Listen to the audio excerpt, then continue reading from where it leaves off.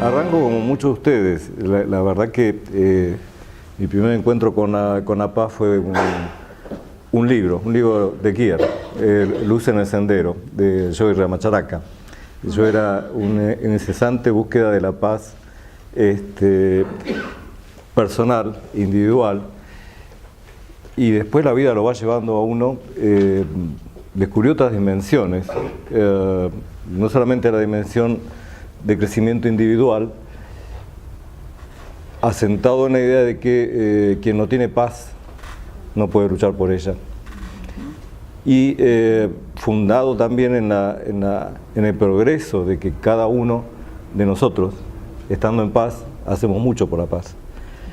Pero bueno, la vida me llevó a una dimensión de lucha social, la dimensión esa colectiva en la que todos transitamos, y también una preocupación planetaria, con la grave exigencia de que 1 grado más de temperatura, este planeta se acaba, con la grave exigencia de que los recursos ya se acabaron. A agosto del 2016 ya se completaron los recursos para la humanidad del mundo de todo el año 2016.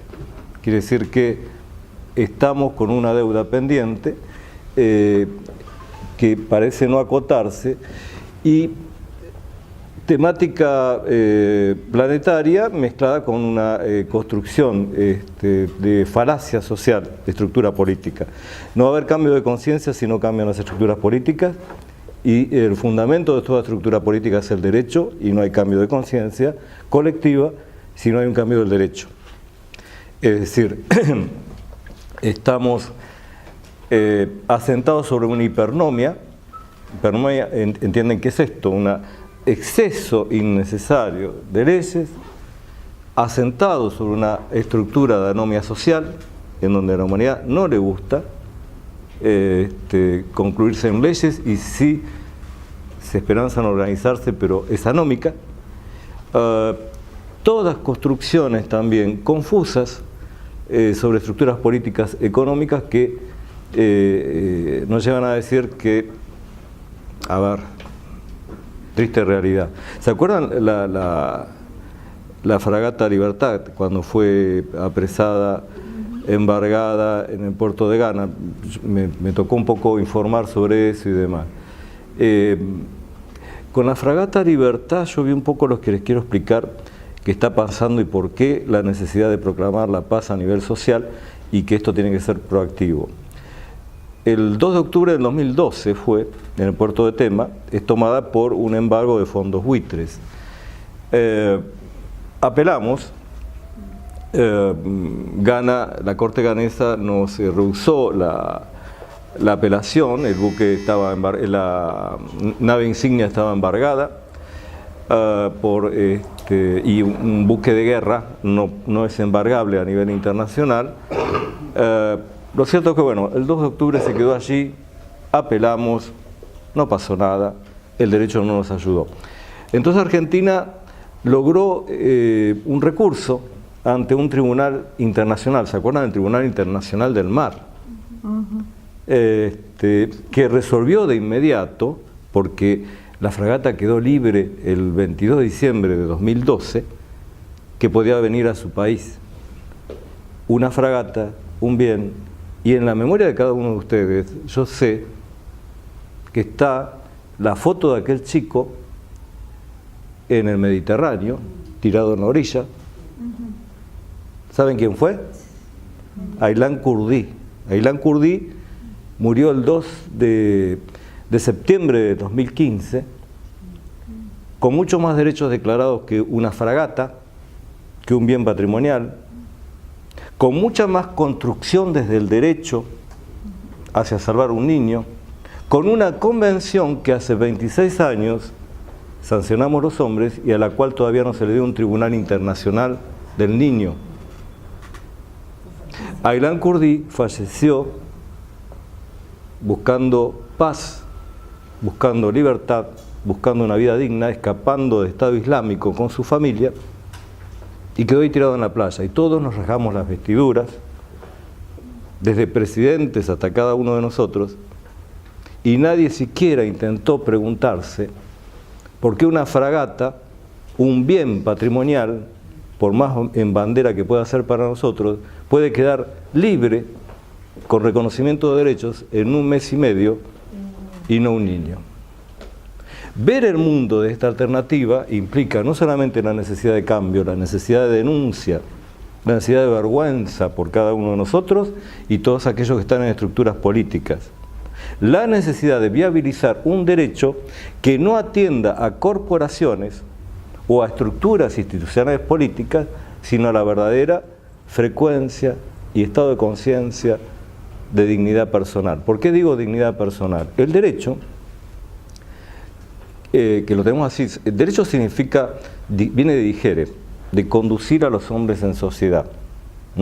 Digere del latín, ustedes saben que todo lo hablamos con esa dificultad, pero ¿desde dónde se conduce de atrás, del asiento de atrás? Se conduce adelante, es decir, se lleva hacia adelante. Entonces tenemos estructuras políticas que sostienen el pensamiento económico de una humanidad desequilibrada, desestabilizada, y un derecho que desde atrás va llevando comprensión o intentando llevar comprensibilidad a una estructura injusta.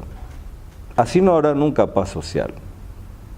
Y no habrá paz social mientras haya no solamente un Aylan Kurdi en nuestra historia, sino hasta que también no entendamos a quién sirve este esquema de derecho y a quién sirven estas estructuras políticas. Tenemos anomia social porque el hombre ha endiosado y absolutizado la autonomía de su voluntad. Esto es, lo que yo hago con mi vida, como un derecho absoluto pregonado por allí, me lleva a una marca de individualismo, a una incapacidad de pensar colectivamente dentro de una construcción humana comunitaria, para lo que estamos preparados, no para la otra. Ladero de eso es la ajenidad, el pensar que parte del problema del otro no puede ser mi parte de un problema. Esa otredad, esa ajenidad, desde un pensamiento individualista, lleva a la conclusión de que el hombre se impone frente al hombre en una estructura de injusticia a la cual las religiones han tendido a pensar pero no a resolver. Porque no se puede hablar de construcciones políticas sociales llevadas a la paz si no se tiene paz.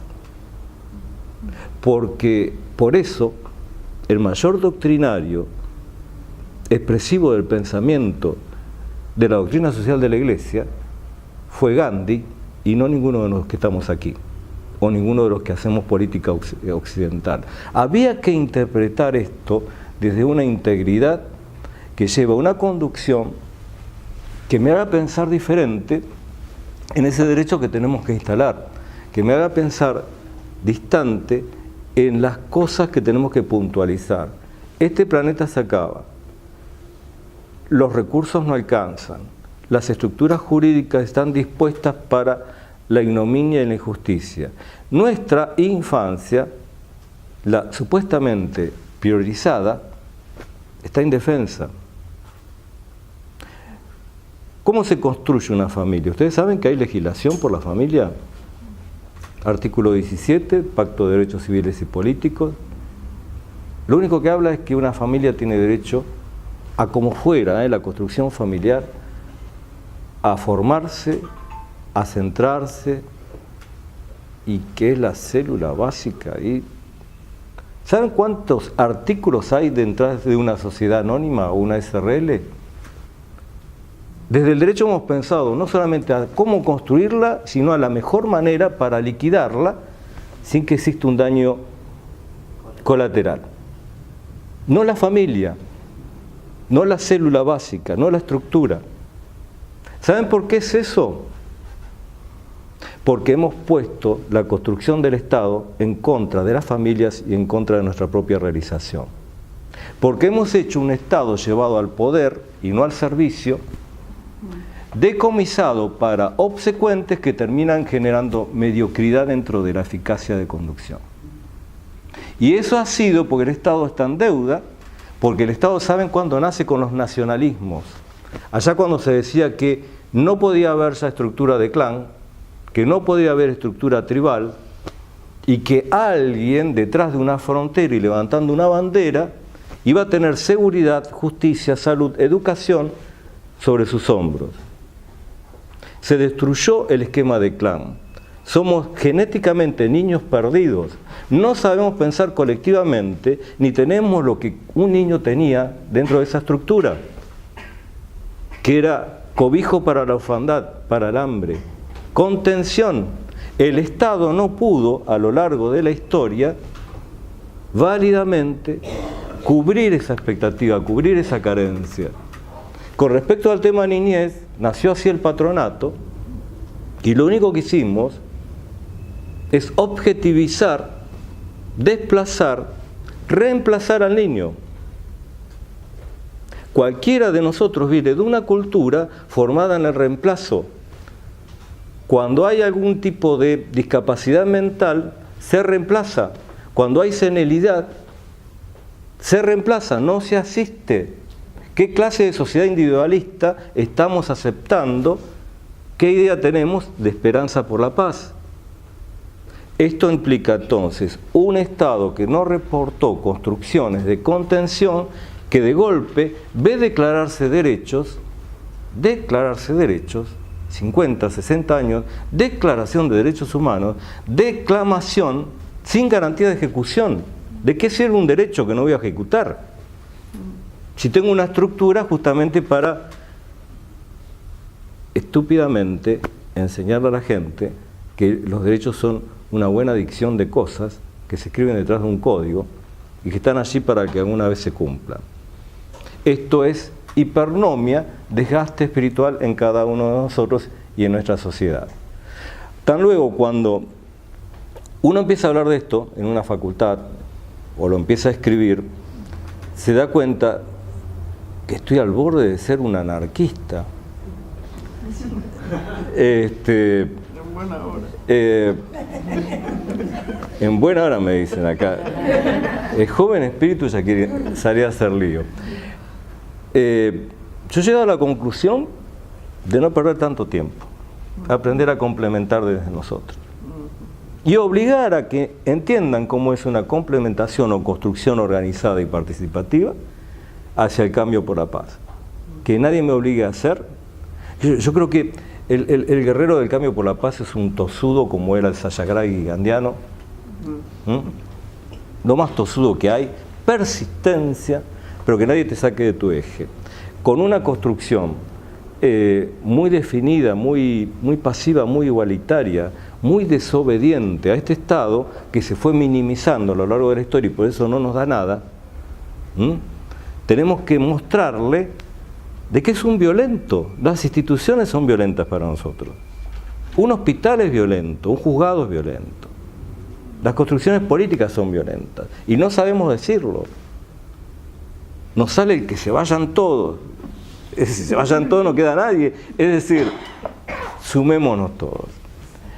Pero desde un empoderamiento del otro, desde un cambio de pensamiento, de una forma de asentarnos colectivamente, que eso trae paz, trae cambio, nos pone en un nuevo y definitivo estado de conciencia.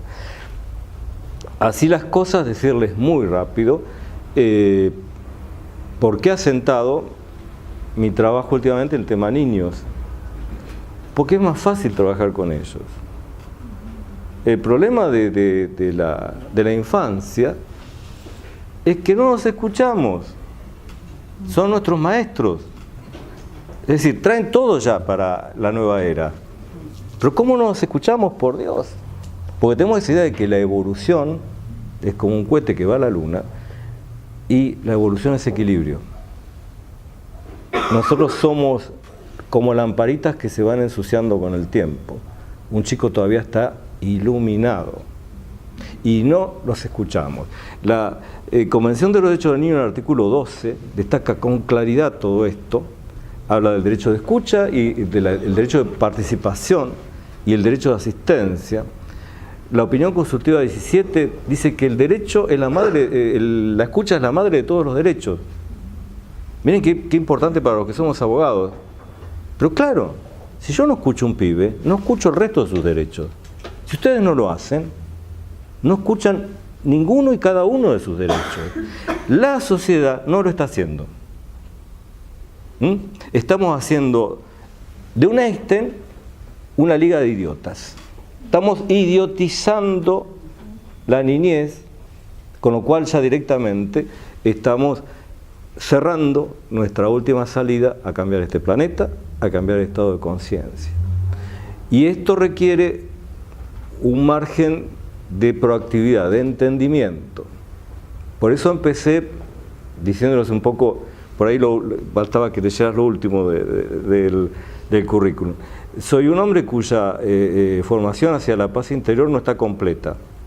Y les confieso que en la lucha social no he sabido equilibrarme. Uno pierde mucho cuando ve determinadas cosas, o cuando escucha a un chico abusado, o cuando escucha maltrato, o ve maltrato, o tiene que accionar por la fuerza, introducirse en esquemas de devolver justicia.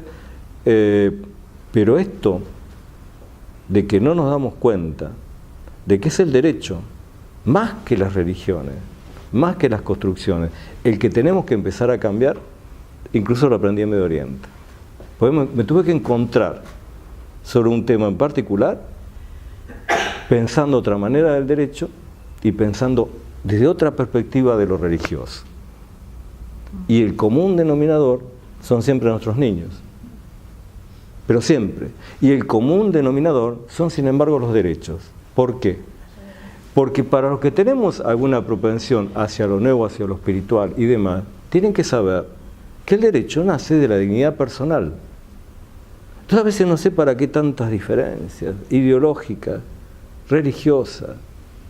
Es decir, ¿por qué no vamos todos tomados de la mano, cada uno en su direccionalidad? ¿Por qué digo cada uno en su direccionalidad? El otro día lo comentaba, creo que en tu casa, cómo cruzamos un río sí, lo comentaste. En montaña. A mí escalar me ha enseñado tanto en la vida. Cuando uno cruza un río de alta montaña, primero no lo cruza uno, lo cruza de dos. Tienen que ser dos que acompasen bien sus piernas, tienen que estar no solamente entrenadas, acompasadas, pero es una actitud de tomarse del otro, esa es la unidad. Porque uno toma la mochila y el otro toma la mochila, y ¿saben qué? Si los dos van a la misma dirección, no llegan a ninguna parte. Es decir, es un animal perfecto. Es el mismo paso, uno enfila hacia la corriente que cae y el otro hacia la orilla. Las tensiones son diferentes. Tenemos que celebrar nuestra diversidad, nuestras diferencias para poder hacer unidad, para poder llegar verdaderamente a la orilla. Pero eso es una construcción decidida. ¿Decidida detrás de qué? Y yo les puedo asegurar que musulmanes piensan de una manera, hindúes de otra, cristianos de otra, pero en el fondo los derechos están ahí declarados. Poner al niño en una proactividad, empoderándolo, y poner al niño en una proactividad detrás del vulnerable. ¿Qué son los vulnerables? Que esto tiene que ver con la paz social. Para que lo entiendan, se los explico así. Van a ver qué fácil, por Dios. Reforma Constitucional de 1994, artículo 75, inciso 23. Dice que estos derechos deben tener garantías de ejecución en favor de los niños, las mujeres, los adultos mayores y las personas con discapacidad. Ahí está el eje, un derecho ejecutable en función de vulnerables. Cuando uno habla de vulnerables, habla de grupos vulnerables para todos visibles, en este momento los refugiados, para que lo entiendan, pero yo con mi trabajo les podría hablar de los transnacionales de Centroamérica. Tenemos 54.000, 60.000 niños migrantes, solos, sin acompañamiento adulto, que pasan de Guatemala a México, de México a Estados Unidos. Y sabemos en qué terminan. Son grupos vulnerables, entenderlo a esa medida. El ámbito de la vulnerabilidad ya no es económica. Clase media alto está siendo terriblemente vulnerable. Tiene vulnerabilidad en el sistema de salud, tiene vulnerabilidad en el sistema de justicia, de seguridad, de educación. Eso es vulnerabilidad. ¿Lo entienden? Porque siempre se miró por el bolsillo la vulnerabilidad. ¿Está claro esto? Vulnerables que tienen que ver con convenciones internacionales que tenemos que ejecutar para proclamar la paz. Si no solamente dar charlas, decir y demás. El tema niñez, señora, ha llevado un cambio, una reforma, en donde las estructuras políticas todavía no saben trabajar en complementariedad, todavía no saben trabajar en gestión asociada, todavía no saben cómo es la intersectorialidad. ¿Saben qué es la complementariedad? Para que ustedes entiendan. Es el valor máximo del cambio político. Nosotros estamos acostumbrados a derivar. Cuando los jueces hacemos contiendas negativas de competencia, es para ver quién no tiene el problema. Cuando usted entra a una oficina, a veces se encuentra con el nombre, se me fue al lado. A veces se encuentra con el nombre de la persona y parece que diría, aquí no es, o acá se hace mejor que al lado. Eso es derivar. Complementariedad es que en el tema de un chico estamos todos, el juzgado, la escuela, el aparato de salud. Eso es complementariedad, gestión asociada. Lo mismo se pregona sobre los otros vulnerables, tema adultos mayores. Es decir, tenemos nosocomios que sirven a la infantilización, el maltrato del adulto mayor. Nuestra franja, tal vez más grande en este momento, no tiene una convención internacional sobre el adulto mayor. No hay aprovechabilidad del adulto mayor. Tenemos incidencia negativa sobre él. Las personas con discapacidad. ¿A nadie se le ocurrió leer el preámbulo de la Convención de Discapacidad? Nos habla de las barreras humanas que nosotros ponemos a personas con capacidades diferentes de las estructuras judiciales, políticas, económicas y arquitectónicas.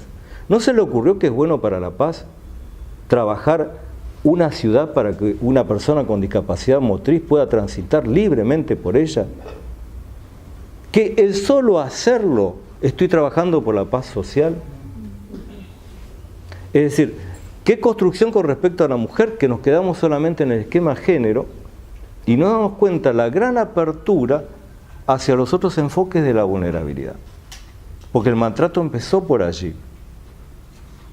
¿Entienden? La vulnerabilidad empezó por la mujer, hacia la mujer. Y estamos declarando derechos que no sabemos luego instalar. ¿Cuál es el punto? Entonces, a lo que voy. Paz social para lograr que todos puedan tener derecho y una libre oportunidad a un verdadero plan de cambio de conciencia.